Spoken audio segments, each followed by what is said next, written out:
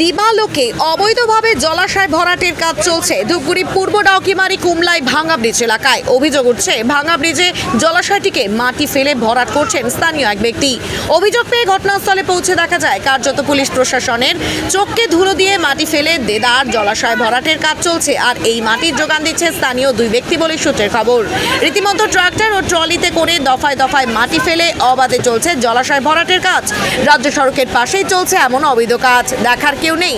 Daukimari police ফাঁড়ি ও গ্রাম পঞ্চায়েত কার্যালয় থেকে মাত্র 1 কিলোমিটারের কম দূরত্বে ডাউকিমারি থেকে ধূপগুড়িগামী রাজ্য সড়কের পাশেই চলছে এই বেআইনি কাজ। খবর সম্প্রচারের পর কি ব্যবস্থা নেবে পুলিশ প্রশাসন, সেদিকে নজর থাকবে।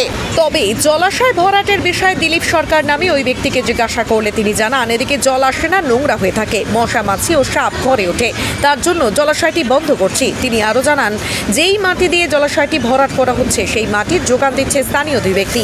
অন্যদিকে ওই জলাশয় ভরাটের বিষয়ে ঝাড়ালতা 1 নম্বর গ্রাম পঞ্চায়েতের উপপ্রধান রাজকুমার রায় ঘটনার বিষয়ে জানালে তিনি জানান, বিষয়টি আমার জানা নেই, কে বা কারা জলাশয়টি ভরাট করেছে এ বিষয়ে গ্রাম পঞ্চায়েতের কোনো অনুমতি নেই।